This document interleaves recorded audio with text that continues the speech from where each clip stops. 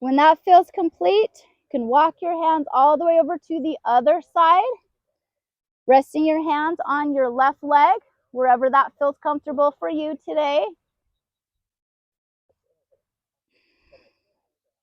And then just taking some breaths in and out.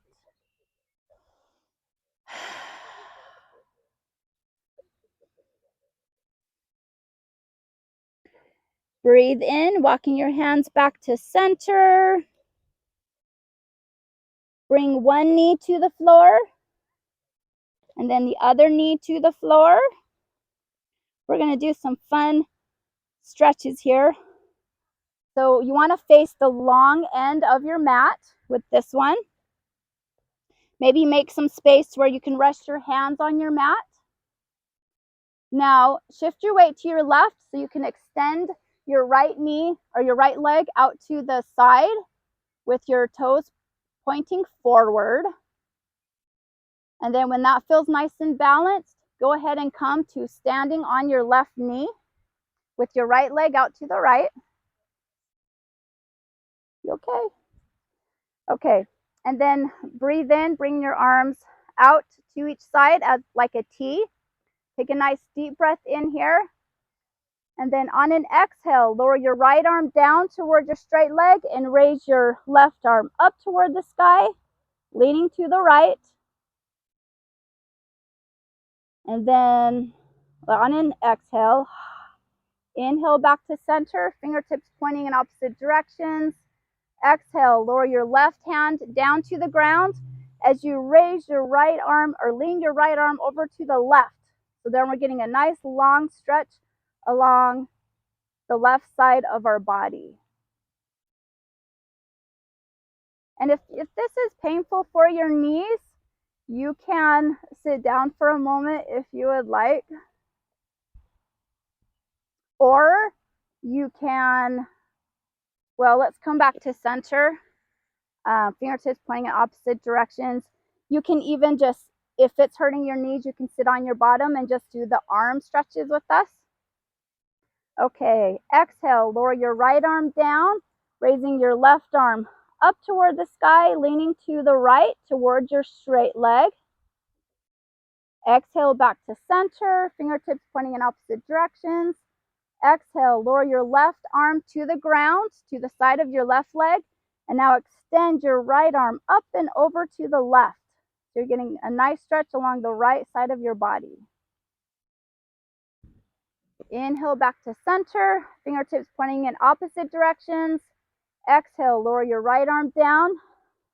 Exhale, your left arm leans over to the right, leaning over our right leg. Inhale back to center, fingertips pointing in opposite directions. Exhale, lower your left arm to the ground as you extend your right arm up over to the left. So we're leaning to the left, getting a nice stretch along the right side of our body. And then inhale back to center. Lower both hands to the floor. Or to the ground. Bring our right knee in. And let's do that on the left. You can extend your left leg out to the side. Hey, my name's Marcie Chapman, and I am a certified yoga instructor. And I started teaching yoga several years ago in like 2018, I believe 2017, 18.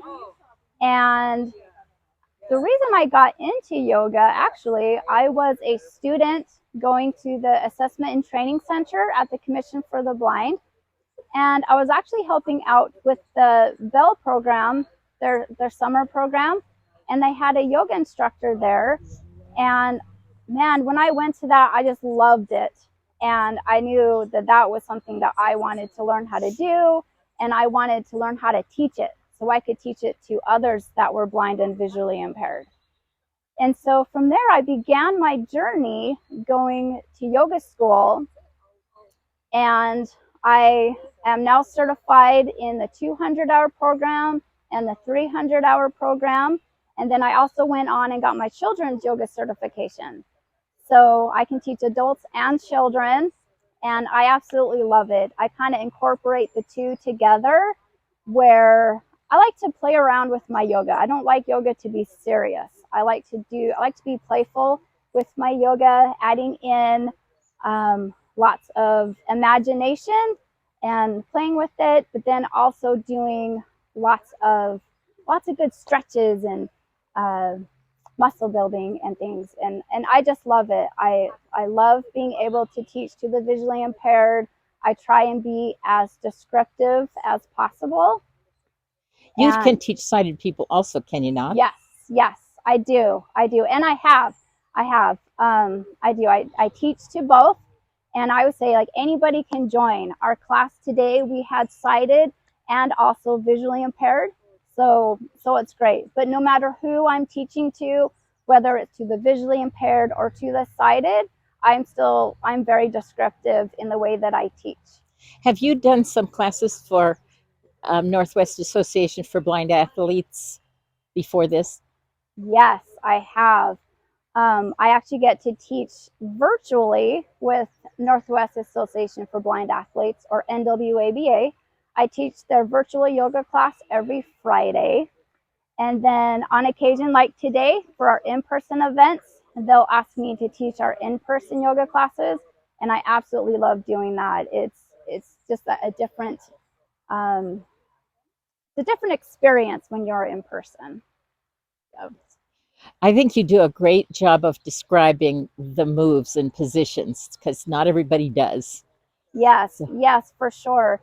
And when I was learning how to teach yoga, that was one thing. When we were teaching, we heard a lot of this and that. And so I'd have to ask, well, what is this? What do you mean by that? And so I was teaching them how to be more descriptive and how to describe things.